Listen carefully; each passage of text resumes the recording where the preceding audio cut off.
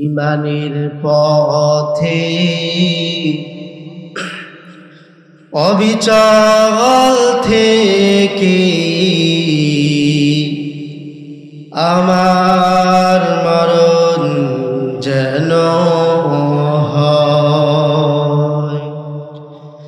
ইমানের পথে অবিচল থেকে আমার মরণ যেন হয়। তোমারই কাছে মিনতি আমার,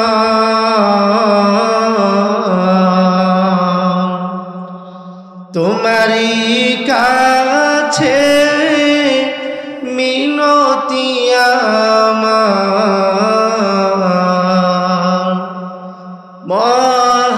মহামহিম দয়াময়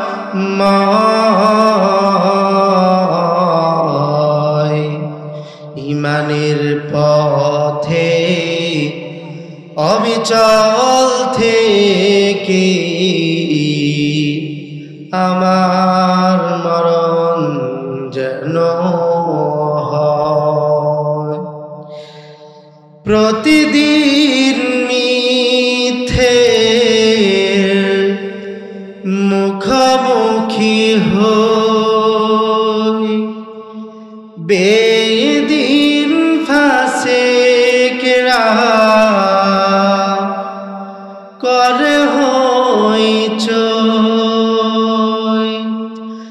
আজাদিলে সে গুমরাহি সুর গান করে তোলে মোহময়।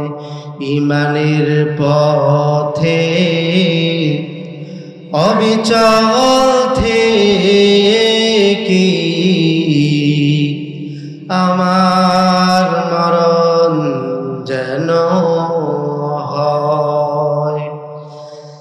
আধারের দুর্গম আঁকাবাঁকা পথ, ভ্রান্তিতে পূর্ণ যত মতামত, কখনো হঠাৎ নফসের তাড়নায়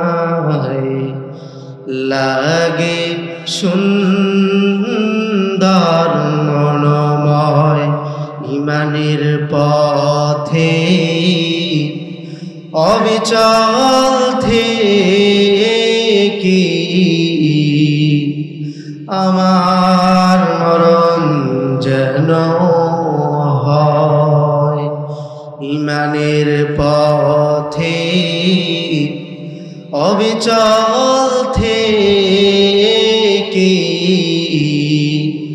আমার মরণ যেন হয়। বালাগাল উলা বিকামালিহি কাশাফাত তুজা বিজামালিহি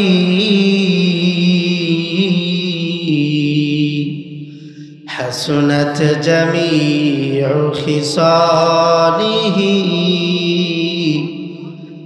صلوا عليه وآله।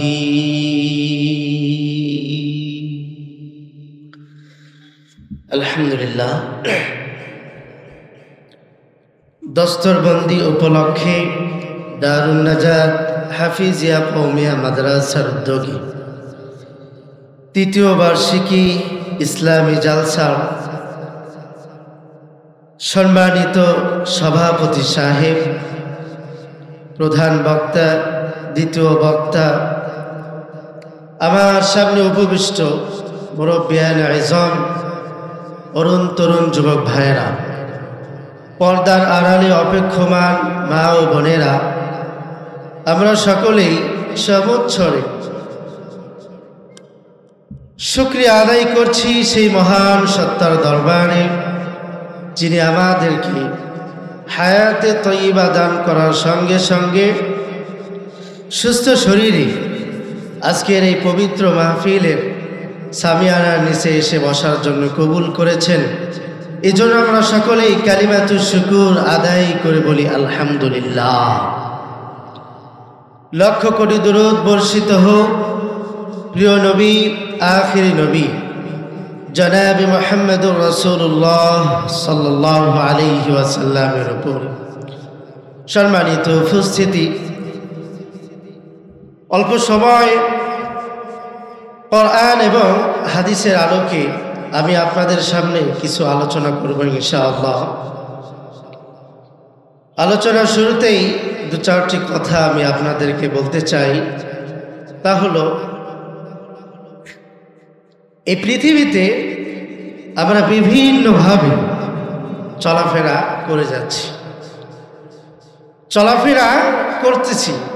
আল্লাহ তাআলা হায়াত দিয়েছেন, সুস্থ শরীর দিয়েছেন, একটা সুস্থ দিমাগ দিয়েছেন। সব মিলিয়ে স্বাভাবিকভাবে আমি আপনি অত্যন্ত সুন্দর একটা জীবনযাপন করে যাচ্ছি। এই জীবনযাপনের মধ্য দিয়ে বহু মানুষের কাছে তার চাহিদা অনুযায়ী অর্থ থাকে না, টাকা পয়সা থাকে না। ওর দরকার 1 লক্ষ 1.5 লক্ষ টাকা, কিন্তু তার কাছে আছে 5,000 10,000। চাহিদা মাফিক হলো না। তো এই যে সম্পদ নাই, টাকা পয়সা নাই, এটাকে এই শ্রেণীর মানুষ বড় মুসিবত মনে করে যে এটা আমার জন্য একটা বড় বিপদ, বড় একটা মুসিবত। মানুষ চলতে গিয়ে একটা মানুষের হাত নেই, একটা হাত নাই, তা চলাফেরার মধ্যে একটু অস্বাভাবিকতা চলে এসেছে, একটু কষ্ট হয়। সে মনে করে যে এটা আমার পৃথিবীর বুকে সবচেয়ে বড় মুসিবত। কি বলেন আপনারা? আবার কোনো মানুষের একটা পা নাই, এই মানুষটা অনেক কষ্ট করে চলাফেরা করে আর মনে করে যে এটা বড় একটা মুসিবত,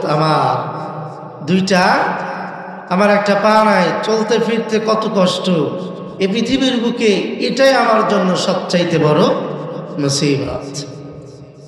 এবার যে মানুষটা অসুস্থতার কারণে কিডনি নষ্ট হয়ে গেছে বা কিডনি নষ্ট হওয়ার কারণে অসুস্থ হয়ে গিয়েছে, এ মানুষ মনে করে আরে আমার এই যে কিডনিটা নষ্ট হয়ে গেল, এটা আমার জন্য এই পৃথিবীর সবচাইতে বড় মুসিবত। কথা বুঝতে পারতেছেন প্রিয় ভাইরা আমার? এটা আমার জন্য বড় একটা মুসিবত। আবার যে মানুষটা একটা লিভার নষ্ট হয়ে গিয়েছে, এই মানুষটা মনে করে আমার লিভার নষ্ট হয়ে গেল, এই পৃথিবীর বুকে আমি সবচাইতে বড় মুসিবতে আমার লিভার নষ্ট। কথা বুঝতে পেরেছেন? তাহলে যে মানুষটা এই পৃথিবীর বুকে চলতে গিয়ে একটা বিপদ সামনে দেখে বা বিপদের সঙ্গে লড়াই করা অবস্থায় যদি মনে করে যে এটা আমার জন্য পৃথিবীর বড় মুসিবত, তাহলে এটা তার জন্য ভুল হয়ে যাবে। আমার ভাইরা, হাতবিহীন মানুষটা যদি চিন্তা করে আমার হাত নাই, এটা আমার জন্য বড় মুসিবত, তাহলে সে ভুল করবে। আবার পাবিহীন মানুষটা যদি মনে করে আমার পা নাই, পৃথিবীর বুকে এটা বড় মুসিবত, তাহলে এই মানুষটাও ভুল ধারণায় থাকবে। যে মানুষটার কিডনি নষ্ট হয়ে গিয়েছে, লিভার নষ্ট হয়ে গিয়েছে, অর্থ নাই, এর কারণে নিজেকে বড় মুসিবতের মধ্যে পতিত হওয়া মানুষ মনে করে আমি সবচাইতে বড় বিপদের মধ্যে রয়েছি, তাহলে এটা তার জন্য চরম ভুল হবে। কারণ মুসিবত এগুলো তেমন কোনো মুসিবত নয়। মুসিবত হলো সেই দিন যেই দিন আমার আপনার সামনে আজরাইল চলে আসবে। আজরাইল যখন চলে আসবে রূহ কবজ করার জন্য, আল্লাহর কসম করে বলি প্রিয় ভাইরা আমার, এই দুনিয়ার কোনো মুসিবত তার কাছে আর কোনো মুসিবত মনে হবে না। তার কাছে পৃথিবীর সবচাইতে বড় মুসিবত হলো আজরাইলের সাক্ষাৎ। আজরাইলের সাক্ষাৎ যখন হয়ে যাবে, এটা হলো পৃথিবীর বুকে, কথা বুঝতে পেরেছেন? পৃথিবীর বুকে সবচাইতে বড় মুসিবত যখন আজরাইল আমার আপনার সামনে চলে আসবে। কারণ সেদিন এমন বিপদ, এমন একটা আঘাত আমার আপনার ভিতরে আসবে, এই আঘাত আমি আপনি দুনিয়ায় কখনোই পাই নাই। কথা বলেছি, কখনোই পাই নাই। এমন আঘাত দুনিয়াতে কখনোই পাই নাই। যেই দিন এই আঘাতটা পাবো সেই দিন আমি আর আপনি দুনিয়াতে থাকবো। কেমন আঘাত হবে আমার ভাইরা? আমার আপনার সামনে যেই দিন আজরাইল হাজির হয়ে যাবে গো, আজরাইল হাজির হওয়ার পরে আমার আপনার অবস্থার উপরে রূহটা কবজ করা হবে। যদি আমি আপনি দুনিয়াতে 5 ওয়াক্ত নামাজ পড়ে থাকি, যদি রমজানের রোজাটা সঠিকভাবে আদায় করে থাকি, অর্থ থাকা অবস্থায় যদি যাকাত দেই, হজ করি, এরপরে অন্যান্য ইসলামের বিধানগুলি যদি পালন করি, তাহলে এই মানুষগুলোর একভাবে রূহটা কবজ হবে, এক ধরনের মুসিবত হবে। আর যে মানুষটা নামাজ পড়ে নাই, রোজা রাখে নাই, হজ করে নাই, যাকাত দেয় নাই, এই মানুষের রূহটা কবজ করার সময় আর এক ধরনের মুসিবত হবে। কেমন মুসিবত হবে? যেই মানুষটা দুনিয়াতে রবের দাসত্ব করে গেল সারাটা জীবন ধরে, কোনো মানুষের কোনো কথা তাওয়াক্কা না করে, কোনো মানুষের কথায় কান না দিয়ে একেবারে সঠিক জীবন যাপন করে, ইসলামী জীবন যাপন করে দুনিয়ায় চলেছে, এই মানুষটার সামনে যখন আজরাইল চলে আসবে, তার রূহটা নেওয়ার জন্য আসমান থেকে রহমতের ফেরেশতারা সুগন্ধিযুক্ত রেশমি রুমাল নিয়ে উপস্থিত হয়ে যাবে। বলেন সুবহানাল্লাহ। উপস্থিত যখন হয়ে গেল, এবার রূহটা কবজ করার পূর্বে ডাক দিবে, ইয়া আইয়াতুহান নাফসুল মুতমাইন্নাহ, হে প্রশান্ত আত্মা, উখরুজি ইলা মাগফিরাতিল্লাহি ওয়া রিদওয়ানিহি, তুমি তোমার রবের মাগফিরাত এবং দয়ার দিকে বের হয়ে আসো। বলেন সুবহানাল্লাহ। আবার ভাইরা, এই ডাকটা যখন ফেরেশতারা দিবে, ওই নেককার মানুষের রূহটা সুন্দরভাবে আস্তে আস্তে বের হয়ে আসবে। বলেন সুবহানাল্লাহ।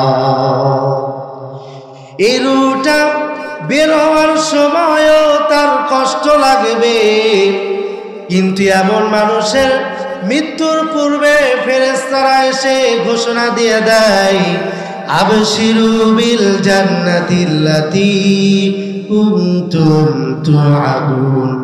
ওগো আল্লাহর বান্দা শোনো, তুমি দুনিয়া থেকে জান্নাতের সুসংবাদ গ্রহণ করো, যে জান্নাতের সুসংবাদ আল্লাহ পাক রব্বুল আলামিন দিয়েছেন। বলেন সুবহানাল্লাহ। এই জান্নাতের সুসংবাদ পাওয়ার কারণে এই মুসিবত কোনো মুসিবত মনে হবে না। গর্ভবতী মা যখন সন্তান প্রসব করে, আমার ভাইরা শুনে রাখবেন, এই পৃথিবীর বুকে সবচাইতে বড় কষ্ট হলো নারীর জন্য সেই কাজ।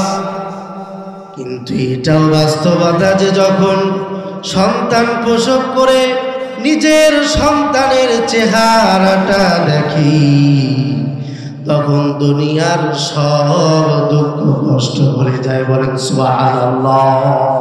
তেমনি ভাবে একজন মুমিন বান্দা রূহটা কবজ করার সময় অবশ্যই কষ্ট পাবে, কিন্তু রূহ কবজ করার পরের যে দৃশ্য, যেই খবর, যেই জান্নাত, যেই রহমত, এই রহমতের আশার তারার এক বিন্দু পরিমাণেও কোনো কষ্ট লাগবে না। বলেন আল্লাহু আকবার।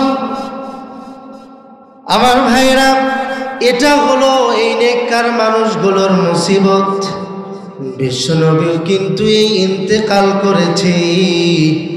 আম্মা জান আয়েশা রাদিয়াল্লাহু তাআলা আনহা বলে, নবীজি আমার কোলে মৃত্যুবরণ করেছে। এই জন্য মৃত্যুর ব্যাপারে যদি কেউ বলে আমার কষ্ট হয় নাই, অমুকের মৃত্যু অনেক সহজভাবে হয়েছে, আমি এইটাকে কোনো কিছুই মনে করতাম না। বলেন সুবহানাল্লাহ। রাসূল আমার কোলে মৃত্যুবরণ করেছে। কথা বুঝতে পেরেছেন? আম্মা জান আয়েশা রাদিয়াল্লাহু তাআলা আনহা বলেন, রাসূল আমার কোলে মৃত্যুবরণ করেছে, আমি জানি রাসূলের কেমন কষ্ট হয়েছে। এরপরে কেউ যদি বলে যে অমুকের মৃত্যু অনেক ভালোভাবে হয়েছে, এটাকে আমি কোনো কিছুই মনে করতাম না। তাহলে এটা গেল হলো মুমিন বান্দাদের একটা সহজভাবে একটা মুসিবত। আমার ভাইরা, এবার আসুন যে মানুষটা দুনিয়ায় নামাজ পড়ে নাই, নামাজের কথা শুনলে ওর গা জ্বলে উঠত। কেউ যদি নামাজের দাওয়াত দিত তাহলে বলতো আমার সময় নাই, আর কয়টা দিন যাক, দাড়িগুলো পাকা শুরু হলে নামাজ পড়া শুরু করব। আমার ভাইরা, অত্যন্ত গভীর মনোযোগ দিয়ে শুনবেন। যেই মানুষগুলো ইসলামের বিধিবিধান মানে নাই, ওই মানুষগুলোর সামনে যখন মালাকুল মাউত উপস্থিত হয়ে যাবে, তখন আসমান থেকে গজবের ফেরেশতারা চলে আসবে, কুসরি এবং দেখতে অনেক খারাপ আর দুর্গন্ধযুক্ত কাপড় নিয়ে চলে আসবে। তারা নেককার, এদের বেলায় সুশ্রী সুন্দর সুঘ্রাণযুক্ত রেশমি রুমাল নিয়ে রূহ কবজ করতে আসবে। আর যারা বদকার, এদের বেলায় কুশ্রী চেহারা এবং দুর্গন্ধযুক্ত কাপড় নিয়ে এদের রূহগুলো কবজ করতে আসবে। বলেন নাউজুবিল্লাহ। আল্লাহ আমাদেরকে এই অবস্থা থেকে হেফাজত করুন। সকলে বলি আল্লাহুম্মা আমিন।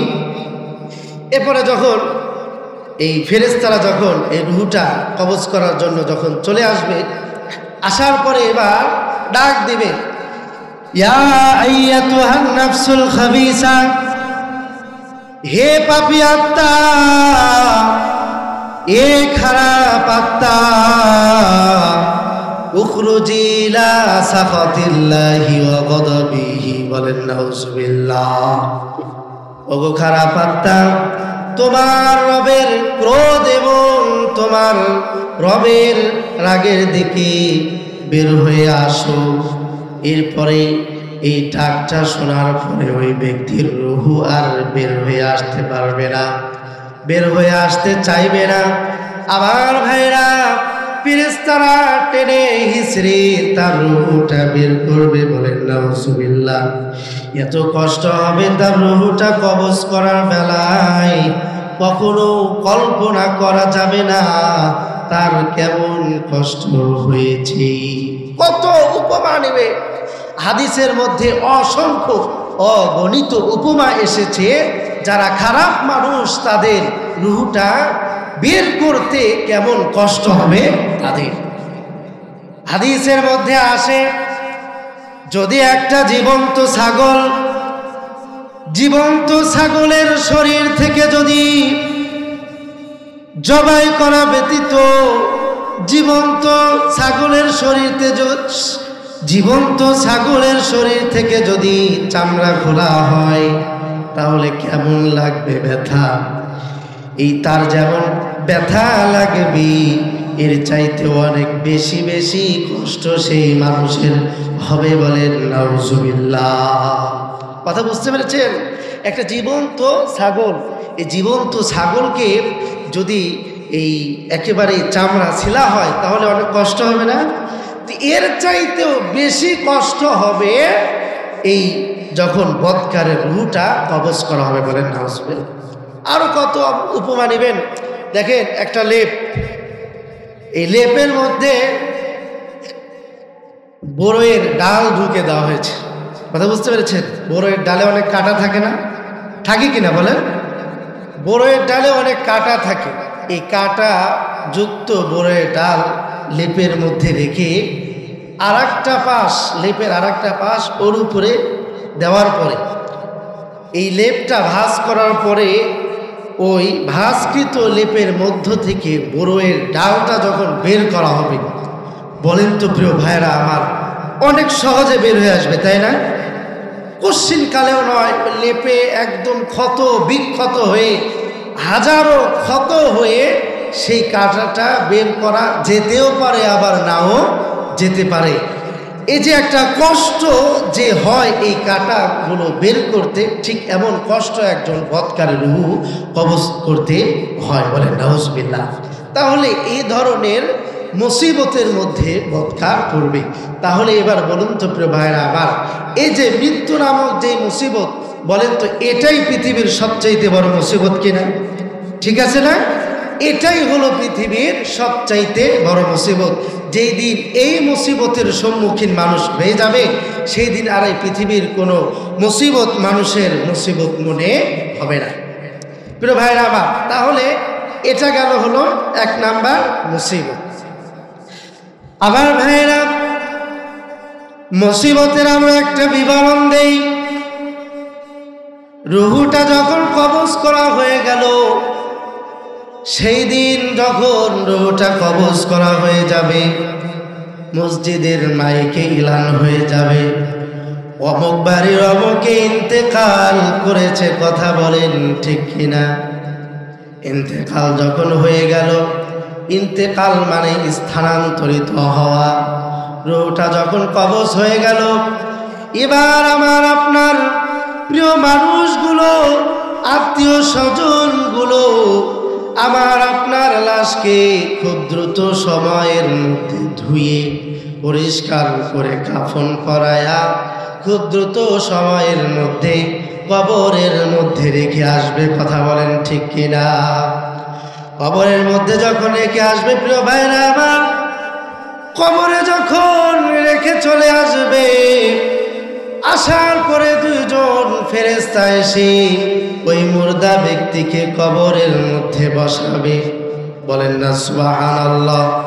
বসানোর পরে এবার প্রশ্ন করবে, মান রব্বুকা ওয়া মা দীনুকা ওয়া মান নাবিয়ুকা। বর্ণনার ভিন্নতায় ওয়া মা হাযার রাজুলুল্লাযী বুইসা ফীকুম, তোমার রব কি, তোমার দিন কি, আর এই যে ব্যক্তি যাকে তোমাদের মধ্যে প্রেরণ করা হয়েছিল ইনি কে, বা বলা হবে তোমার নবী কে। এই তিনটা প্রশ্ন করা হবে। কথা বুঝতে পেরেছেন? আচ্ছা, আমার আপনার এই সাধারণ জ্ঞানে যেটা ধরে সেটা হলো যে এই যে তিনটা প্রশ্ন, এটা তো জন্মের পর থেকে শুনে আসছি। বাস ওই দিন ফেরেশতারা প্রশ্ন করবে, আমি সাথে সাথে জবাব দিয়ে দিব, এটাই তো মনে হয়। হ্যাঁ, কিন্তু খোদার কসম, ওই দিন পেটের মধ্যে বোম ফাটালেও একটা উত্তর বের হবে না, একটা উত্তর বের হবে না। সবার নয়, কিছু কিছু মানুষের ক্ষেত্রে এটা, যে মানুষটা এই যে আপনার নেক কাজ নিয়ে, ভালো আমল নিয়ে মৃত্যুবরণ করলো, এ যখন কবরের মধ্যে চলে যাবে, ফেরেশতারা যখন প্রশ্ন করবে, তো প্রশ্ন করার সঙ্গে সঙ্গে সে উত্তর দিয়ে দিবে যে আমার রব আল্লাহ, আমার দ্বীন ইসলাম, আমার এই যে আমাদের মাঝে যাকে এই যে মানুষকে প্রেরণ করা হয়েছিল, ইনি হলেন আমাদের আখিরি পয়গম্বর হযরতে মুহাম্মদ সাল্লাল্লাহু আলাইহি ওয়াসাল্লাম। এই উত্তরটা যখন দিয়ে দিবে, তো তখন আল্লাহ পাক রব্বুল আলামিনের পক্ষ থেকে ঘোষণা আসবে, আল্লাহ পাক রব্বুল আলামিন ঘোষণা দিবে আন সাদাকা আবদি, বলেন সুবহানাল্লাহ। সাদাকা আবদি, আমার বান্দা সত্য বলেছে, আমার বান্দা সত্য বলেছে। এই ঘোষণাটা দেওয়ার পরে আমার ভাইরা অত্যন্ত গভীর মনোযোগ দিয়ে শুনবেন। সাদাকা আবদি, আমার বান্দা সত্য বলেছে।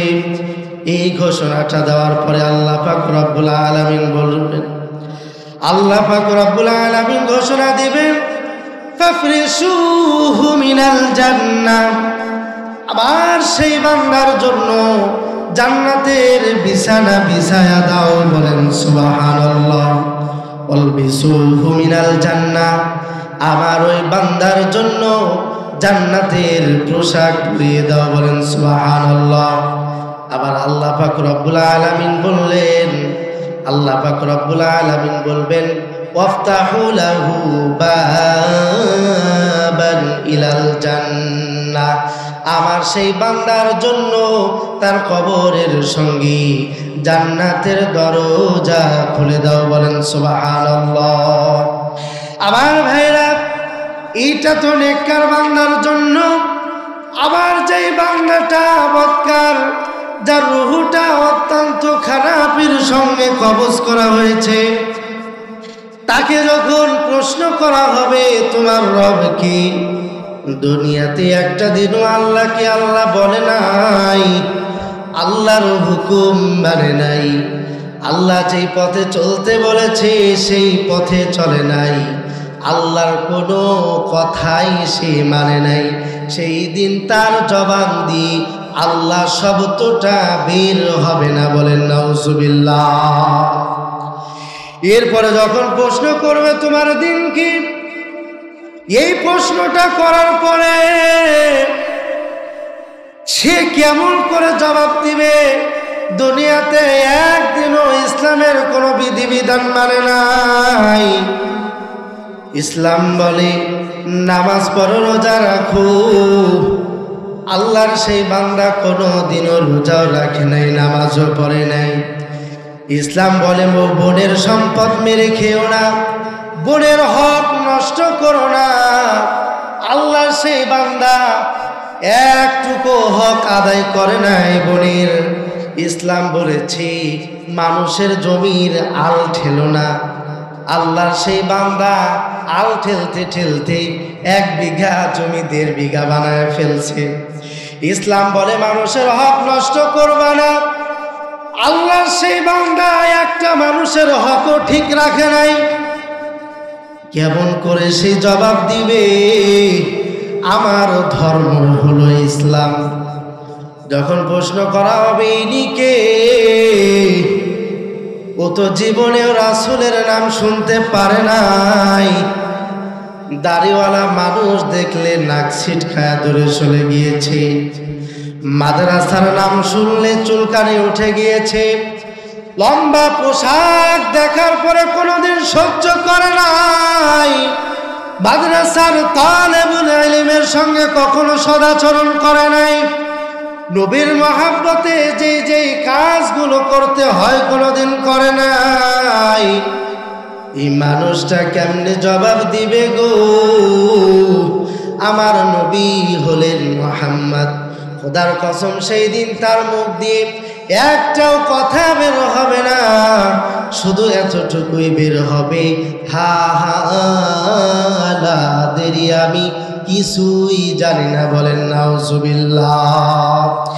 এই কথাটা বলা মাত্রই রবের পক্ষ থেকে ঘোষণা আসবে কাযাবা আবদি, আমার বান্দা মিথ্যা বলেছে। ফাফরিশুহু মিনান নার, ওর জন্য জাহান্নামের বিছানা বিছায়া দাও।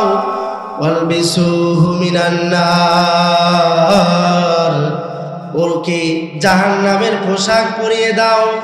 ওয়াফতাহু লাহু বাবান ইলান নার, আর তার কবরের সঙ্গে জাহান্নামের দরজাগুলো খুলে দাও, বলেন নাউজুবিল্লাহ। আমার ভাইরা, এই কথাগুলো যখন ঘোষণা দেওয়া হবে, হাদিসের মধ্যে বলে কবর এত এত সংকীর্ণ হয়ে যাবে, দুপাশের কবরের মাটিগুলো এমনভাবে চাপ দিবে যে দুই পাশের দুই পাঁজরের হাড্ডিগুলো, এক পাঁজরের হাড্ডিগুলো অপর পাঁজরের মধ্যে ঢুকে যাবে। বলেন নাউজুবিল্লাহ।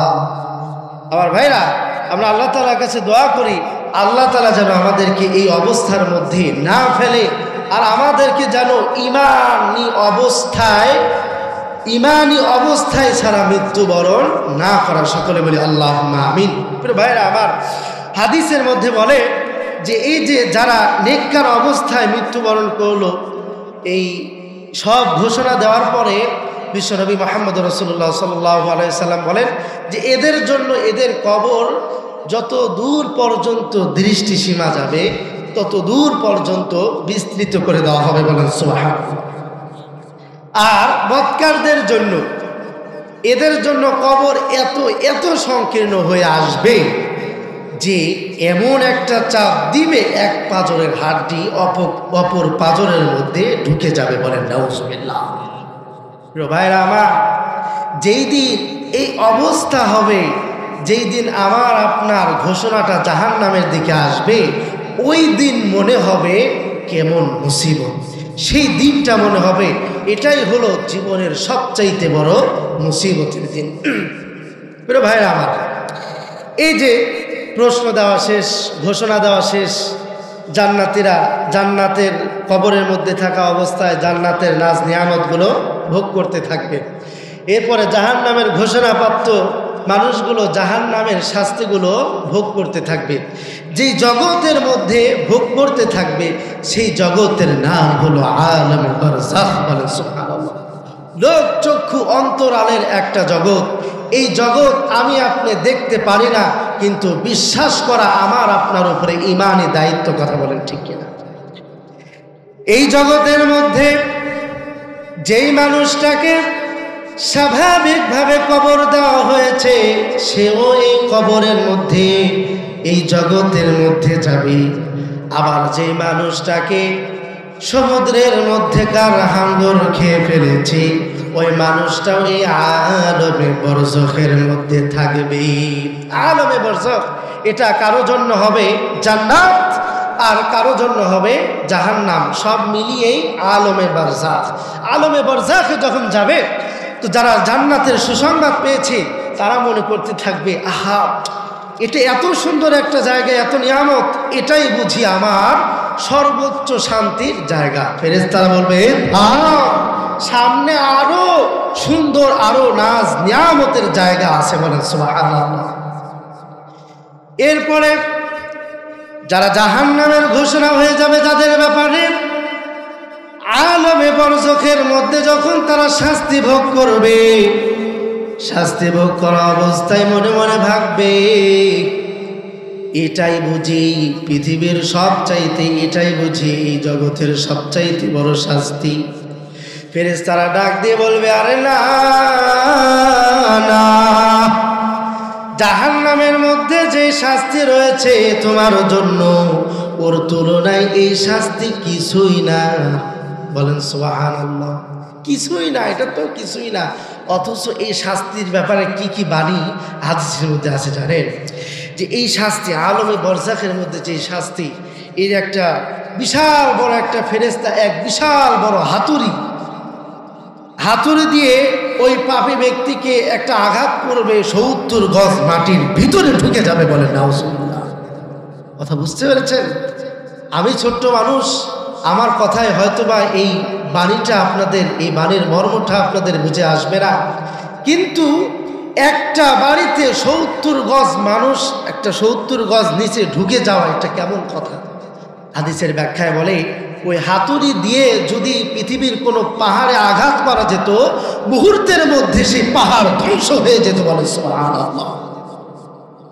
এই শাস্তি জাহান্নামের শাস্তির তুলনায় কিছুই নয়। বলেন সুবহানাল্লাহ। আল্লাহ, তুমি আমাদেরকে জাহান্নাম থেকে হেফাজত করো। বলেন আমিন। আমার ভাইরা, তাহলে আলমে বরজখের মধ্যে মানুষগুলো বসবাস করতে থাকবে, দীর্ঘ সময় এই আলমে বরজাখের মধ্যে থাকবে। খুব গভীর মনোযোগ দিবেন।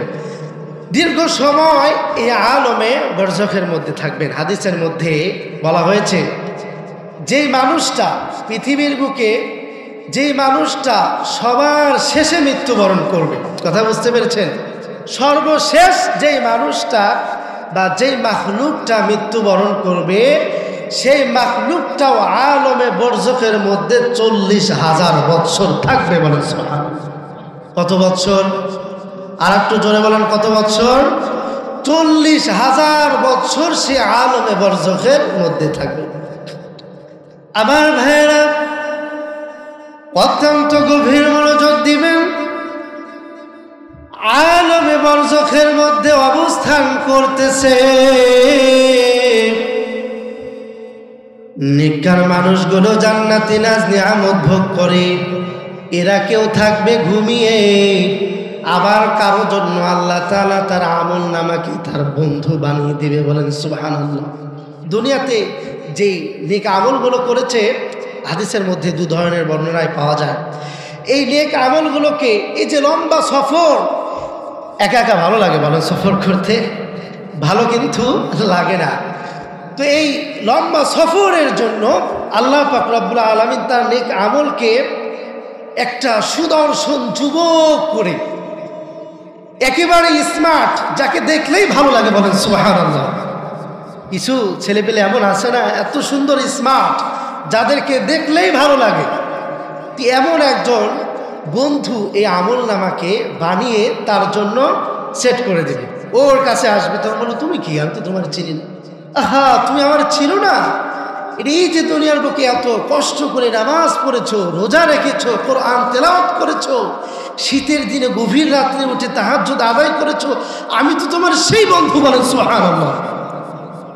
এসেছি তোমার দরবারে, যতক্ষণ পর্যন্ত তোমাকে জান্নাতের মধ্যে প্রবেশ না করাবো, ততক্ষণ পর্যন্ত আমি তোমার থেকে চলে যাব না। বলেন সুবহানাল্লাহ। আর একটু জোরে বলেন না সুবহানাল্লাহ। তোমার দরবারে এসেছি তোমাকে জান্নাতে প্রবেশ করিয়ে ছাড়বো। বলেন সুবহানাল্লাহ। তাহলে এইভাবে আলমে বরজখের মধ্যে দিন অতিবাদ করতে থাকবে। আবার যারা জাহান্নামের ঘোষণায় ঘোষিত হয়েছে, তারা জাহান্নামের শাস্তিগুলো ভোগ করতে থাকবে। তারাও আলমে বরজখের মধ্যে সময় অতিবাহিত করতে থাকবে। বলেন সুবহানাল্লাহ।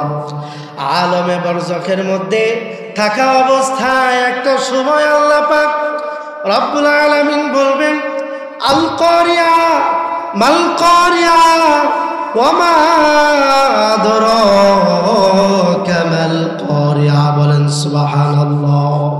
এক বিকট আওয়াজ। এই আওয়াজটা কি? ওগো নবীজি জানেন এই আওয়াজটা কি? আল কারিয়া কি? দেখেন, এই কারিয়া দ্বারাই ইসরাফিল আলাইহিস সালাতু ওয়াস সালামের সেই সিংহার ফুৎকার দেওয়ার যে বিকট আওয়াজ, সেটাকেই বুঝিয়েছেন আল্লাহ পাক রব্বুল আলামিন। বলেন সুবহানাল্লাহ। রব্বুল আলামিন ঘোষণা দেয়, ওয়ানুফিখা ফিস সূরি ফাসাইকা মান ফিস সামাওয়াতি ওয়া মান ফিল আরদি ইল্লা মান শাআল্লাহ। বলেন সুবহানাল্লাহ।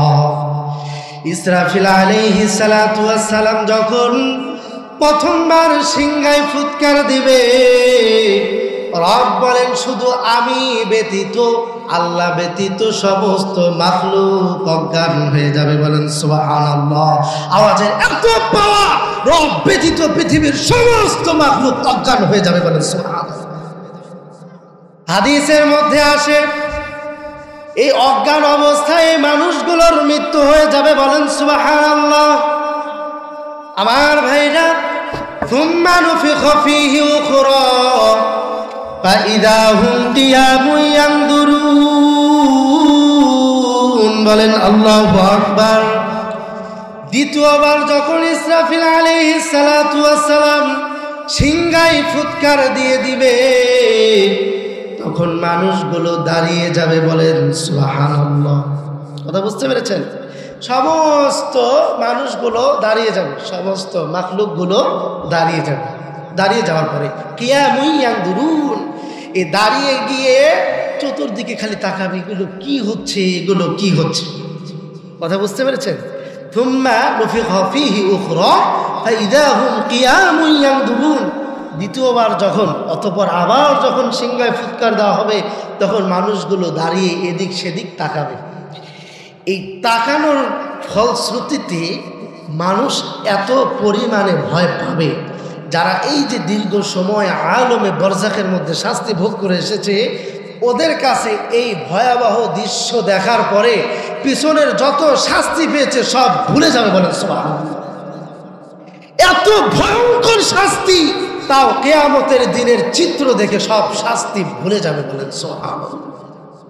কথা বুঝতে পেরেছেন প্রিয় ভাইয়েরা আমার? কি অবস্থা হবে সেই দিন। রব্বুল আলামিন কুরআনুল কারীমের মধ্যে বলেন, ইয়াউমা ইয়াকুনুন নাসু কাল ফারাশিল মাবথুস। টিনের ঘরের একটা ছোট্ট ছিদ্র দিয়ে যখন রোদ আসে, সেই রোদের মধ্যে দেখা যায় কিছু ধূলিকণা উড়ে বেড়ায়। প্রচুর ধূলিকণা উড়ে বেড়ায়। আল্লাহ পাক রব্বুল আলামিন বলেন, সেই দিন মানুষগুলো এইভাবে উড়ে উড়ে বেড়াবে। বলেন সুবহানাল্লাহ। শুধু তাই নয়, ওয়া তাকুনুল জিবালু কালইহনিল মানফুস। যে পাহাড়গুলিকে আল্লাহ পাক রব্বুল আলামিন পৃথিবীর জন্য পেরেক স্বরূপ বানিয়েছেন। বলেন সুবহানাল্লাহ। পাহাড়গুলো বানায়া আল্লাহ পাক রব্বুল আলামিন পৃথিবীর দুদুল্যমান অবস্থা, খেলাধুলা অবস্থাকে নিয়ন্ত্রণ করেছেন। বলেন সুবহানাল্লাহ। রব্বুল আলামিন বলেন, ওই দিন ওই পাহাড়গুলো ধ্বনিত তুলার ন্যায় উড়ে বেড়াবে। বলেন সুবহানাল্লাহ। ধুলিত তুলা, এই যে তুলা যখন ওই যে যারা তুলার কাজ করে যখন বাড়ায়, একটা দুইটা উড়ে উড়ে বেড়ায় না? আমরা ছোটবেলায় দেখেছি, ওই যে যখন শিমুলের তুলা গাছ থেকে যখন উড়ে আসে, তো আমরা ওটা নিয়ে মজা করে খেলতাম। একটা ফু দিলে বহুদূর সেটা উড়ে যেত। আল্লাহ পাক রব্বুল আলামিন বলেন, সেই দিন এই পাহাড়গুলো এভাবে উঠতে থাকবে। বলে সুবহানাল্লাহ। কথা বুঝতে পেরেছেন প্রিয় ভাইরা আমার? কি মুসিবত আমার ভাইরা। সব মানুষ দাঁড়িয়ে গিয়েছে, চতুর্দিকে তাকাবে, খুব ভয়াবহ অবস্থা। বিশ্বনবী মুহাম্মদুর রাসূলুল্লাহ সাল্লাল্লাহু আলাইহি ওয়াসাল্লাম বলেন, ওই দিন একটা মানুষের শরীরের মধ্যে কোনো পোশাক থাকবে না। বলেন সুবহানাল্লাহ। আম্মা জান আয়েশা রাদিয়াল্লাহু তাআলা আনহা বলেন, নবীজি, যদি একটা মানুষের গায়ে পোশাক না থাকে, তাহলে কি একজন আর একজনের দিকে তাকাবে না? নবীজি বলেন, আয়েশা রে, ওই দিন মানুষের ভিতরে এমন ভয় থাকবে গো, ভয়ের কারণে একজন আর একজনের দিকে তাকানোর কোনো সময় পাবে না। বলেন সুবহানাল্লাহ। আমার ভাইরা, মুসিবতের বিবরণ দিচ্ছিলাম, সেদিকেই যাচ্ছি। এই যে একটা ভয়াবহ অবস্থা, আল্লাহ পাক রব্বুল আলামিন বিচারের কাজ শুরু করবে না। আল্লাহ তাআলা সূর্যকে মাথার অর্ধ হাত, এক হাত, দেড় হাত উপরে নিয়ে আসবে, নিচের জমিনটাকে তামা করে দিবে। বলেন সুবহানাল্লাহ। জমিনটা যখন তামা হয়ে যাবে, আর মাথার অর্ধ হাত উপরে যখন সূর্য চলে আসবে, সূর্যের উত্তপ্ততার কারণে মানুষের মাথার মগজগুলো টকবক টকবক করে ফুটবে। বলেন নাউজুবিল্লাহ। আল্লাহ আমাদেরকে ওই কঠিন অবস্থা থেকে হেফাজত করে। বলেন আমিন। আমার ভাইরা, মানুষের অবস্থা অনুযায়ী কারো ঘাম বুক পর্যন্ত হয়ে যাবে, কারো ঘাম থুতনি পর্যন্ত হয়ে যাবে, আবার কারো কারো শরীরের ঘাম নাকের ডগা পর্যন্ত হয়ে যাবে। মানুষগুলো সেই ঘামের মধ্যে সাঁতার কাটতে থাকবে। আল্লাহ তাআলা বিচারের কাজ শুরু করে না। মানুষগুলো বড় পেরেশান, আল্লাহ কেন বিচারের কাজ শুরু করে না? এইদিকে এইভাবে 50,000 বছর অতিবাহিত হয়ে যাবে। অবশেষে এক একটা নবীর কাছে যাবে সুপারিশ চাওয়ার জন্য। ওগো নবীজি, আপনি আমাদের জন্য সুপারিশ করেন, আল্লাহ যেন বিচারের কাজ শুরু করে। আদম নবীর কাছে যাবে। আদম নবী বলে যে এটা পারবো না, আমার পক্ষে এটা সম্ভব নয়। নূহ নবীর কাছে যাও, নূহ নবী বলবেন এটা আমার পক্ষে সম্ভব নয়। ইব্রাহিম নবীর কাছে যাও, মুসা নবীর কাছে যাও। সর্বশেষ ঈসা আলাইহিস সালামের কাছে আসে, সেও পারে না। ঈসা আলাইহিস সালাম বলেন যে আমি এক পয়গম্বরের কথা জানি যে তোমাদেরকে এই বিপদ থেকে উদ্ধার করতে পারবে। বলেন সুবহানাল্লাহ। তিনি হলেন আখিরি পয়গম্বর জনাব মুহাম্মদুর রাসূলুল্লাহ সাল্লাল্লাহু আলাইহি ওয়াসাল্লাম। সুবহানাল্লাহ। মানুষগুলো মুহাম্মদ সাল্লাল্লাহু আলাইহি সাল্লামকে খোঁজার জন্য চলে আসবে, পায় না। অবশেষে দেখবে যে মাকামে মাহমুদের মধ্যে বিশ্বনবী মুহাম্মদুর রাসূলুল্লাহ সাল্লাল্লাহু আলাইহি সাল্লাম সিজদায় গিয়ে কান্নাকাটি করতেছে। বলেন সুবহানাল্লাহ। ইয়া নফসি উম্মতি, ইয়া নফসি উম্মতি, ইয়া নফসি উম্মতি।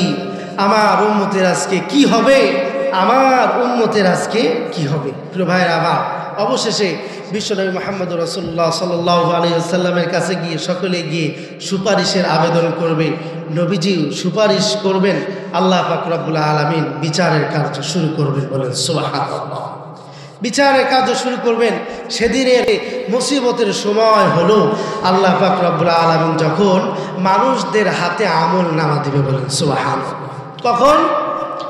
একটু কথা বলেন, কখন মুসিবত হবে? যখন মানুষের হাতে আল্লাহ পাক রব্বুল আলামিন আমল নামা দিবে। আমল নামাটা যখন দিবে, তো এই সময়টা মানুষের সবচাইতে বড় পেরেশানির সময়, সবচাইতে বড় মুসিবতের সময়। বলেন সুবহানাল্লাহ। সবচাইতে বড় মুসিবতের সময় আল্লাহ পাক রব্বুল আলামিন এই আমল নামাগুলো দুইভাবে দিবে। কয়ভাবে? একটু কথা বলেন, কয়ভাবে দিবে? দুইভাবে। এক নাম্বার হলো যেই মানুষগুলো ভালো ভালো কাজ করে, নেককার মানুষ যারা দুনিয়া থেকে বিদায় নিয়েছে, আল্লাহ পাক রব্বুল আলামিন এই মানুষগুলো আমলনামা ডান হাতে দিবে। বলেন সুবহানাল্লাহ। আর আরেক শ্রেণীর মানুষ, এদেরকে আল্লাহ পাক রব্বুল আলামিন বাম হাতে আমলনামা দিবে। কথা বুঝতে পেরেছেন? তাহলে এক শ্রেণীর মানুষকে দিলেন ডান হাতে, আর আরেক শ্রেণীর মানুষকে দিলেন বাম হাতে।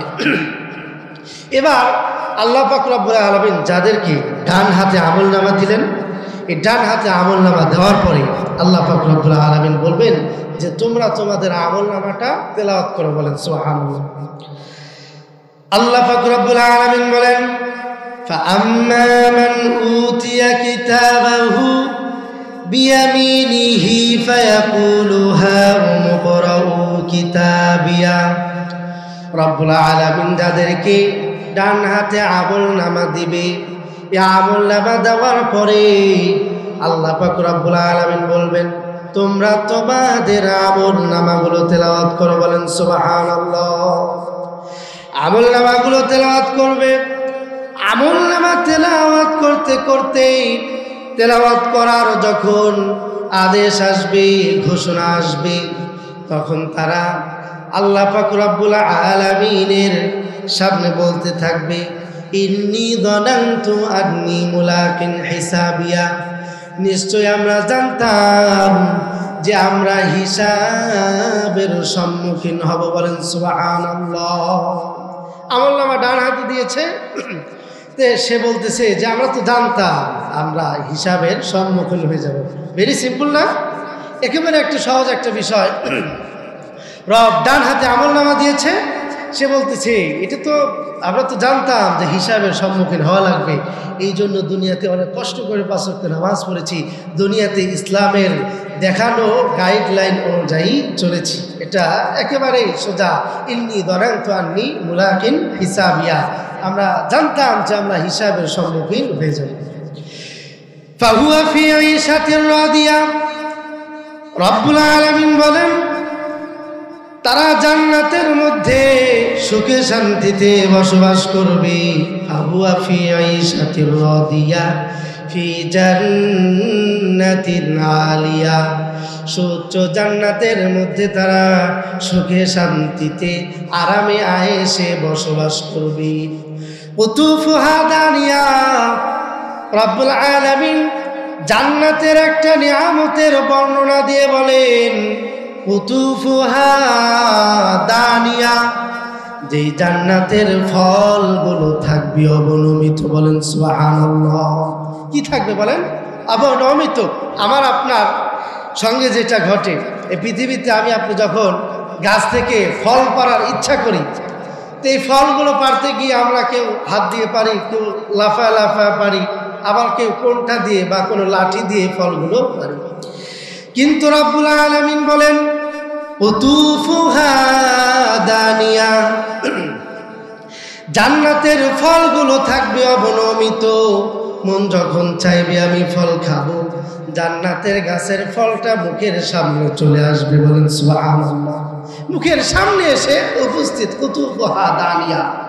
আল্লাহ পাক রব্বুল আলামিন বলবেন কুলু ওয়াশরাবু হানিআম বিমা আসলাফতুম ফিল আইয়ামিল খালিয়া, তোমরা ইতিপূর্বে দুনিয়া থেকে যা কিছু প্রেরণ করেছ এর বদলায় আজকে একেবারেই তৃপ্তি সহকারে খাও এবং পান করো। বলেন সুবহানাল্লাহ। কি সহকারে? বলেন তৃপ্তি সহকারে। এই পৃথিবীতে মানুষ কখনো তৃপ্তি পায় না, মানুষ কখনোই তৃপ্তি পায় না। ভালো খাবার যখন আমি আপনি খাই, এটারে খাইতে খাইতে এমন খাওয়া ফেলি, খাওয়ার পরে মনে হয় ইস, যদি একটু কম খাইতাম তাহলে অনেক আরামে থাকতে পারতাম। কথা বুঝতে পেরেছেন? আবার যদি একটু কম খাই, এই খাওয়া দাওয়া শেষে মনের মধ্যে খুঁতখুঁতি লাগে, আরে এত সুন্দর খাবার, এত সুস্বাদু খাবার ছিলই তো অনেক, যদি আর একটু খাইতাম তাহলে ভালো লাগতো। এটার নাম তৃপ্তি নয়। বলেন সুবহানাল্লাহ। তৃপ্তি হলো আপনি যেই দিন সব কিছু খাবেন, আপনার সামনে যত কিছু উপস্থিত, আপনার যা মন চাইবে আপনি তা খাবেন, সব কিছু খেয়ে ফেলবেন। এই খাওয়ার পরে আপনার মনের মধ্যে এই কথাটা আসবে না যে আমি কেন বেশি খেলাম। বলেন সুবহানাল্লাহ। আবার এই কথাও আসবে না যে কেন আমি একটু কম খাইলাম। বলেন সুবহানাল্লাহ। এটার নাম হলো তৃপ্তি। মানে খাওয়া মাত্র পেটটা ভরে যাবে, কলিজার মধ্যে শান্তিও লাগা লাগবে। বলেন সুবহানাল্লাহ। এটা হলো যারা ডান হাতের মধ্যে আমলনামা পাবে, আল্লাহ পাক রব্বুল আলামিন তাদের ব্যাপারে এই কথাটা বললেন। এর পরবর্তী আয়াতে কারিমা রব্বুল আলামিন বলেন وَأَمَّا مَنْ أُوتِيَ كِتَابَهُ بِشِمَالِهِ فَيَقُولُ يَا لَيْتَنِي لَمْ أُوتَ كِتَابِيَهْ। বলেন না নাউজুবিল্লাহ। যাদেরকে এই বাম হাতে আমলনামা দেওয়া হবে, وَأَمَّا مَنْ أُوتِيَ كِتَابَهُ بِشِمَالِهِ, যখন বাম হাতে আমলনামা দেওয়া হবে, ফায়াকুলু ইয়া লাইতানি লাম উতা কিতাবিয়া, হায় আমার আফসোস, কেন আমার সামনে আমার আমলনামা পেশ করা হতো। হায় আমার আফসোস, হায় যদি আমার আমলনামাকে আমার সামনে না দেওয়া হতো। কথা বুঝতে পেরেছেন? মানে আফসোসের শেষ থাকবে না। এই আমলনামা, এই যে বাম হাতে আমলনামা পেলাম, এত খারাপ আমলনামা, এটা যদি আমার সামনে না আসতো, একটা এই যে আফসোস, আমলনামাটা পাওয়ার পরে প্রচুর পরিমাণে আফসোস করতে থাকবে। ইয়া লাইতানি লাম উতা কিতাবিয়া ওয়ালাম আদরি মা হিসাবিয়া, হায় আমাকে যদি আমার হিসাব সম্পর্কে না জানা হতো, আমি যদি নাই জানতাম আমার হিসাব সম্পর্কে। ওয়ালাম আদরি মা হিসাবিয়া, আমি যদি আমার হিসাব সম্পর্কে না জানতাম। ইয়া লাইতাহা কানাতিল কাদিয়া, হায় আমার আফসোস, আমার মৃত্যুটাই যদি আমার শেষ হয়ে যেত। বলেন নাউজুবিল্লাহ। যদি আমার মৃত্যুটাই আমার শেষ হয়ে যেত। এই পৃথিবীতে যারা অন্যায় করে, জুলুম করে, অবিচার করে, রবের কথা অনুযায়ী চলে না, এরা মনে করে যে মরণের পরে আর কোনো হিসাব হবে না। বলেন নাউজুবিল্লাহ। যদি হিসাবের ভয় থাকতো, কাঠগড়ায় দাঁড়ানোর যদি ভয় থাকতো, তাহলে কোনোদিন সে অপরাধ করতে পারতো না। এই কথা দ্বারা মানুষের অপরাধের দ্বারা এটাই প্রমাণ করে যে আমাকে পরকালে আর হিসাবের সম্মুখীন হওয়া লাগবে না। যদিও মনে মনে বিশ্বাস করে, কিন্তু কর্মের দ্বারা এটা বোঝা যায় না। ইয়া লাইতাহা কানাতিল কাদিয়া, যদি আমার মৃত্যুটাই আমার শেষ হয়ে যেত। এরপরে ইয়া লাইতাহা কানাতিল কাদিয়া, তারা আফসোস করতে করতে বলবে মা আগনা আন্নি মালিয়া, হায় আমার আফসোস, আজকে আমাদের সম্পদও আমার কোনো উপকার করতে পারলো না, আজকে আমার সম্পদগুলো সব শেষ হয়ে গেল। মা আগনা আন্নি মালিয়া, যেই সম্পদের দাপটে পুরা পৃথিবীকে, পুরা এলাকাকে সে কাঁপিয়ে বেড়াচ্ছে। অহংকার, অর্থের অহংকার এই পৃথিবীর সবচাইতে বড় অহংকার। কথা বুঝতে পেরেছেন? মা আগনা আন্নি মালিয়া, আমার সম্পদ আজকে আমার কোনো উপকার করতে পারলো না। হালাকা আন্নি সুলতানিয়া, আমার ক্ষমতাও আজকে আমার থেকে চলে গেল, ক্ষমতাও আর থাকলো না, ক্ষমতাও শেষ হয়ে গেল। হালাকা আন্নি সুলতানিয়া, ক্ষমতাও শেষ, টাকাও শেষ, ক্ষমতাও শেষ। কথা বুঝতে পেরেছেন? মানুষ এই পৃথিবীতে জুলুম করে অন্যের উপরে, মানুষ অপরাধ করে, মানুষ রবের পথ থেকে ফিরে আসে, মানুষ গুনাহের কাজ করে এই দুইটার অহমিকা। একটা হলো অর্থের অহমিকা, আর আরেকটা হলো ক্ষমতার অহমিকা। এই দুইটা যখন একটা মানুষের কাছে একত্রিত হয়ে যায়, এই পৃথিবীর সব অপরাধ তার দ্বারা করা সম্ভব হয়ে যায়। বলেন নাউজুবিল্লাহ। আল্লাহ পাক রব্বুল আলামিন এখানে এই কথাটা বলে সতর্ক করে দিয়েছেন যে তোমরা যত এই যে অর্থ, টাকা টাকা টাকা, এই যে ক্ষমতা ক্ষমতা করে এই যে তোমরা জুলুম করো, এই যে তোমরা অপরাধ করো, শুনে রাখো তোমার টাকা আর তোমার ক্ষমতা কোনোদিন কোনো উপকারে আসবে না। কথা বুঝতে পেরেছেন? এই টাকা আর ক্ষমতা কোনোদিন কোনো উপকার করতে পারবে না। এই চক্ষু যেদিন বন্ধ হয়ে যাবে, নিঃশ্বাস যেদিন বন্ধ হয়ে যাবে, ক্ষমতা আর টাকা সেই ঠিক তখন, সেই মুহূর্ত থেকেই শেষ, তখনই শেষ। মৃত্যুবরণ করা মাত্রই ক্ষমতা আর টাকা দুটাই শেষ। খোদার কসম, একটা টাকাও আপনার কবরে কেউ দিয়ে আসবে না। আবার এক বিন্দু পরিমাণেও ভয় আপনাকে করবে না তখন। যে অমুক ব্যক্তি অমুক ছিল, তাকে সম্মান করে চলা লাগবে। আপনি যতই সম্মানী হন, ও আপনারে ওই কবরের মধ্যে রেখে মাটি দিয়ে আসবে। কথা বুঝতে পেরেছেন? যত বড়ই ক্ষমতাশীল হোক না কেন, আর যত বড়ই টাকার মালিক হোক না কেন, অবশেষে তাকে এই মাটির মধ্যে রেখে ওই মাটি দিয়েই শুয়ে দিয়ে আসা। তাহলে হালাকা আন্নি সুলতানিয়া, আমার ক্ষমতাও আজকে চলে গেল। এই কথাগুলো বলতে বলতেই আল্লাহ পাক রব্বুল আলামিন বললেন খুযুহু ফাগুল্লু, ওরে ধরো, ধরে বেরি পরিয়ে দাও। কথা বুঝতে পেরেছেন? ওরে ধরো, ধরে বেরি পরিয়ে দাও। বেরিয়ে পরিয়ে দিয়ে শুধু তাই না, জাহান্নামের বেরি পরিয়ে দিবে ফেরেশতারা। এই বদকার, এই যে যারা বাম হাতে আমলনামা পাবে, এদেরকে ধরে তখন বেরি পরিয়ে দেবে। আল্লাহ পাক রব্বুল আলামিন বলবেন সুম্মাল জাহিমা সল্লু, ওদেরকে জাহান্নামের মধ্যে নিক্ষেপ করে দাও। বলে নাউজুবিল্লাহ। আল্লাহ আমাদেরকে এই অবস্থা থেকে হেফাজত করুন। সকলে বলি আল্লাহুম্মা আমিন।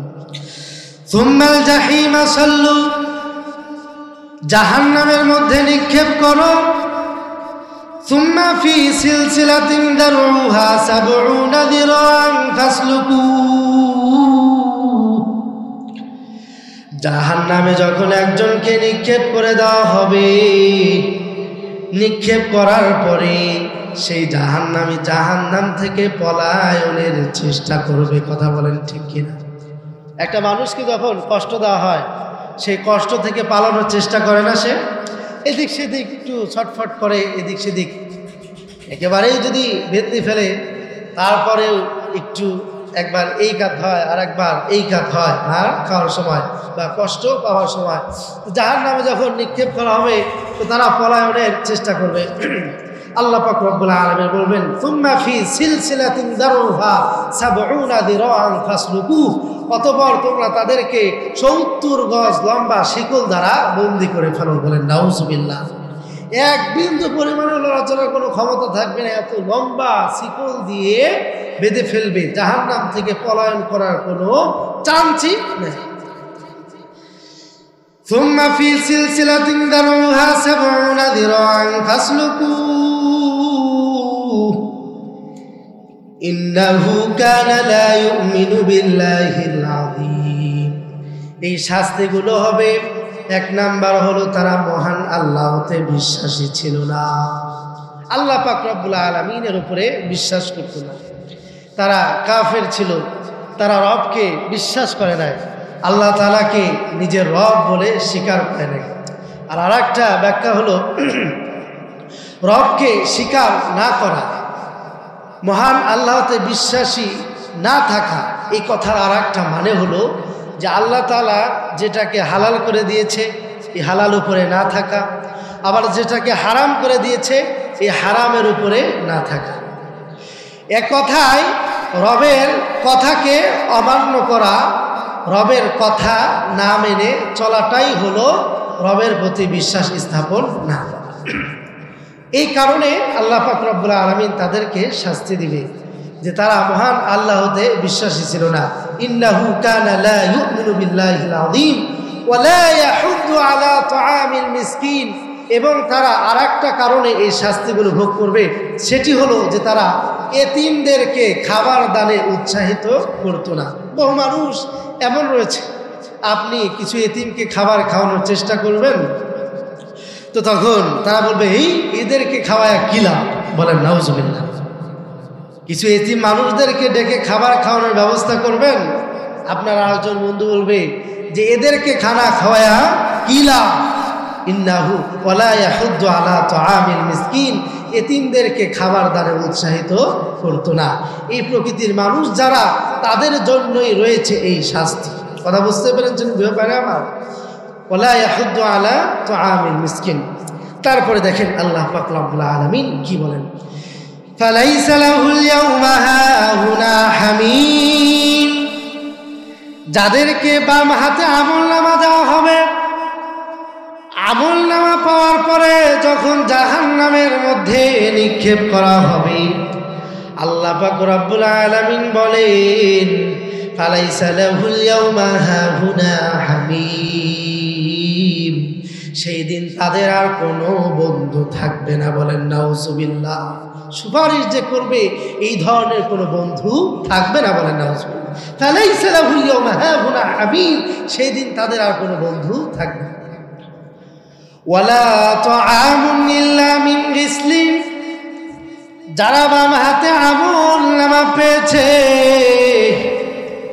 ওরা খাবার হিসাবে ক্ষতস্থান থেকে নিঃসৃত রক্ত, পুজ ছাড়া, এই ছাড়া অন্য কোনো কিছুই ভক্ষণ করবে না। ফালাইসা লাহুল ইয়াওমা হাহুনা হামীম ওয়ালা তুআমুন ইল্লা মিন গিসলিন লা ইয়াকুলুহু ইল্লাল খাতিউন, আর এই ধরনের খাবার একমাত্র পাপীরা ছাড়া আর কেউ কখনো খাবে না। বলেন সুবহানাল্লাহ। কথা বুঝতে পেরেছেন? যারা অপরাধ করেছে, যারা দুনিয়াতে আপনার অপরাধ করেছে, খারাপ কাজ করেছে, গুনাহ করেছে, খাতিউন, যারা মন্দ কাজ করেছে, তারা ছাড়া এই ধরনের খাবার অন্য কেউ খাবে না। কোন ধরনের? এই যে ক্ষতস্থান থেকে যে পুজগুলো বের হয়, যে রক্তগুলো বের হয়, এগুলো জাহান্নামীদের খাবার। কথা বুঝতে পেরেছেন? যারা পাপাচার তারা ছাড়া এই খাবারগুলো কেউ খাবে না। আল্লাহ পাক রব্বুল আলামিন আমাদের সকলকে ডান হাতে আমলনামা পাওয়ার তৌফিক দান করুন। সকলে বলি আল্লাহুম্মা আমিন। এবার দেখুন, যারা ডান হাতে আমলনামা পেয়ে গেল তারা তো জান্নাতের মধ্যে চলে গেল। বলেন সুবহানাল্লাহ। আর যারা বাম হাতে আমলনামা পাবে ওরা বাম হাতে আমলনামা পাওয়ার পরে জাহান্নামে যাবে। বলেন নাউজুবিল্লাহ। জাহান্নামীরা যখন জাহান্নামে যাবে আর জান্নাতীরা যখন জান্নাতের মধ্যে যাবে, তখন জান্নাতীরা জাহান্নামীদেরকে ডেকে বলবে, মা সালাকাকুম ফি সাকর, আজকে তোমাদেরকে কোন কোন কাজ জাহান্নামের মধ্যে নিয়ে গেল? বলেন সুবহানাল্লাহ। জান্নাতীরা জাহান্নামীদেরকে ডেকে বলবে, এই তুই না ভালোই ছিলি, তুই আমার সাথে চলতি, তুই আমার সাথে থাকতি, কিন্তু আজকে তো কোন কাজে জাহান্নামের মধ্যে নিয়ে গেল? জাহান্নামীরা জবাব দিয়ে দিবে, মা সালাকাকুম ফি সাকর ক্বালু লাম নাকু মিনাল মুসাল্লিন। জাহান্নামীরা জবাব দিবে, আমরা মুসল্লি ছিলাম না। বলেন নাউজুবিল্লাহ। ক্বালু লাম নাকু মিনাল মুসাল্লিন, তারা বলবে আমরা মুসল্লি ছিলাম না। এবার বলেন তো মুসল্লি কাদেরকে বলে? যারা নামাজ আদায় করে, ইমামের পিছনে যারা নামাজ আদায় করে এদেরকে মুসল্লি বলে। নামাজের মুসল্লায় যারা দাঁড়ায় তাদেরকে মুসল্লি বলে। কথা বলেন ঠিক কিনা? ঠিক আছে না? নামাজের মুসল্লা, মুসল্লা মানে হলো নামাজের জায়গা, সলাৎ আদায়ের জায়গা। সলাৎ আদায়ের জায়গায় যিনি দাঁড়ায় তাকে বলা হয় মুসল্লি। এই মুসল্লি আমরা ছিলাম না, এর মানে হলো আমরা নামাজ পড়তাম না। কথা বুঝতে পেরেছেন প্রিয় ভাইরা আমার? তাহলে লাম নাকু মিনাল মুসাল্লিন, আমরা মুসল্লি ছিলাম না, নামাজ আদায় করতাম না। নামাজ না পড়ার কারণে আজকে আমরা জাহান্নামে এসেছি। বলেন নাউজুবিল্লাহ। এই জন্য প্রিয় ভাইরা আমার, কথার জবাব দেন, বলেন তো দুনিয়ার বুকে রবের হুকুম এই নামাজটা আদায়ের দরকার আছে না নাই? আছে না? এই জন্য আল্লাহ পাক রব্বুল আলামিন আমাদের সকলকে 5 ওয়াক্ত নামাজি হিসাবে কবুল করে নিন। সকলে বলি আল্লাহুম্মা আমিন। লাম নাকু মিনাল মুসাল্লিন। দ্বিতীয় নাম্বার অপরাধ হলো ওয়ালাম নাকু নুতঈমুল মিসকিন। আল্লাহ পাক রব্বুল আলামিন দুনিয়াতে বহু অর্থ আমাদেরকে দান করেছে, বহু অর্থ আমাদেরকে দান করেছিল, টাকাও আমাদেরকে দান করেছিল। এত বিপুল পরিমাণে আমাদেরকে খাবার আল্লাহ তাআলা দিয়েছ। খাবারটা খাওয়ার পরেও বহু সংখ্যক খাবার আমরা ডাস্টবিনের মধ্যে ফেলেছি, কিন্তু লাম নাকু নুতঈমুল মিসকিন, আমরা কখনো মিসকিনদেরকে খাবার খাওয়াই নাই। বলেন নাউজুবিল্লাহ। কথা বুঝতে পেরেছেন? আগের আয়াত, যারা আল্লাহতে বিশ্বাসী ছিল না, আল্লাহতে বিশ্বাসীর ব্যাপারে বলেছিলাম যে যারা রবের হুকুম মানে না। তাহলে রবের হুকুমের মধ্য থেকে একটা হলো নামাজ। তাহলে এই দিক থেকে জাহান্নামীদের বক্তব্য মিলে গেল যে আমরা মুসল্লি ছিলাম না। ওইদিকে আল্লাহ তাআলা বলেন যে ওদের শাস্তি হবে, ওরা আল্লাহতে বিশ্বাসী ছিল না।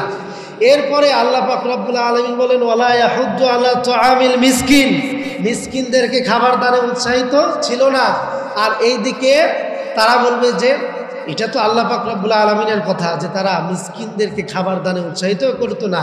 আর এইদিকে জাহান্নামীরা বলবে যে আমরা মিসকিনদেরকে খাবার খাওয়াই নাই। কথা বুঝতে পেরেছেন? তাহলে বক্তব্য ঠিক আছে না? তাহলে ওয়ালাম নাকু নুতঈমুল মিসকিন ওয়া কুন্না নাখুদু মাল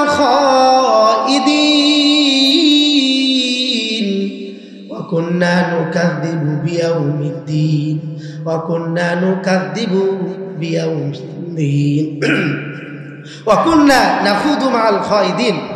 আরেকটা বক্তব্য হলো যে আমরা ওই যে যারা পৃথিবীতে যে সমস্ত মানুষগুলো অনর্থক কথাবার্তা বলতো, বলে না চায়ের দোকানে, বলে না, যেগুলোর কোনো প্রয়োজন নাই, শুধু চায়ের দোকান নয়, মোড়ে এখানে সেখানে কে কোথায় বলতেছে অনর্থক কথাবার্তা। তো এই জাহান্নামীরা বলে যে আমরা ওই অনর্থক কথাবার্তা যারা বলেছে ওদের সঙ্গ থেকে আমরা ওই অনর্থক কথাবার্তা বলতাম। এই অনর্থক কথাবার্তার মানেই হলো মানুষের গীবত। কথা বলেন ঠিক কিনা? কথা বুঝতে পেরেছেন? অনর্থক কথাবার্তা মানেই হলো গীবত। গীবত ছাড়া মানুষের এখন আর কোনো আলোচনাই নাই কথা বলতে। দুইজন মানুষ দাঁড়াইলে ওই 3 নাম্বার ব্যক্তির অপরাধ দোষ, ও পৃথিবীর মধ্যে সবচাইতে নিকৃষ্ট মানুষ এই দুইজনের কাছে কথা বলেন। মিথ্যা বললাম আমি? না, এটা এখন সমাজের বাস্তব চিত্র। দুই বন্ধু এক জায়গায় দাঁড়াইলে 3 নাম্বার জন পৃথিবীর সবচাইতে বড় অপরাধী। কথা বুঝতে পেরেছেন? এর মানে হলো গীবত। আল্লাহর হাবিব সাল্লাল্লাহু আলাইহি ওয়াসাল্লাম বলেন, পৃথিবীর মধ্যে সবচাইতে বড় মারাত্মক গুনার নাম হলো গীবত। কথা বলেন ঠিক কিনা? এটা এমনভাবে সদৃশ্য দিয়েছেন আল্লাহ রাসূল সাল্লাল্লাহু আলাইহি সাল্লাম, বলেন যে গীবত যারা করে এরা মানে এর তো বহু অপরাধ। এই সর্বনিম্ন অপরাধ হলো বা সর্বোচ্চ অপরাধ হলো এরা মায়ের সঙ্গে জিনা করে, বলেন নাউজুবিল্লাহ। এরপরে নিজের মৃত ভাইয়ের গোস্ত খায়, বলেন নাউজুবিল্লাহ। আর একটু জোরে বলেন না নাউজুবিল্লাহ। আল্লাহর হাবিব সাল্লাল্লাহু আলাইহি ওয়াসাল্লাম বলেন, আল গীবাতু আশাদ্দু মিনাজ জিনা। জিনার চাইতেও বড় মারাত্মক হলো গীবত। কেন? জি আলহামদুলিল্লাহ, আমরা সকলে বলি আলহামদুলিল্লাহ। আমাদের প্রধান মেহমান হাফেজ কারি মাওলানা আব্দুর রহিম আল মাদানী, তিনি জুমার নামাজ ঢাকাতে আদায় করে রওনা দিয়েছিলেন তার নিজস্ব প্রাইভেট কারে। আল্লাহ পাক রব্বুল আলামিনের অশেষ মেহেরবানিতে আজকের এই মাহফিলের প্রধান বক্তা হাফেজ কারি মাওলানা আব্দুর রহিম আল মাদানী আমাদের মাঝে, আমাদের রাজশাহীতে আমাদের মাঝে উপস্থিত হয়ে গিয়েছে, বলেন আলহামদুলিল্লাহ। সম্মানিত এলাকাবাসী, আমাদের আর কনফিউজড হওয়ার কোনো কিছুই নাই। আমরা একেবারেই নিশ্চিত থাকি আমাদের প্রধান মেহমান উপস্থিত হয়ে গিয়েছে। এই জন্য বাইরে আর ঘোরাফেরা না করে আমরা অতি সত্বর আমাদের মাহফিলের প্যান্ডেলের নিচে এসে বসে যাই। নামাজ, এশারে নামাজ 7:45 দাঁড়াবে, 7:30 বেজে গিয়েছে। 7:30টার দিকে এশারের আজান হবে। এরপরে 7:45 এশারের জামাত হয়ে আমাদের আজকের এই মাহফিলের দ্বিতীয় মেহমান, এরপরে ধারাবাহিক অনুযায়ী প্রধান মেহমান আলোচনা করবে ইনশাআল্লাহ। আল্লাহ পাক রব্বুল আলামিনের কাছে আমরা দোয়া করি আল্লাহ তাআলা যেন আমাদের এই মাহফিলকে পরিপূর্ণভাবে কামিয়াবি দান করেন। সকলে বলি আল্লাহুম্মা আমিন।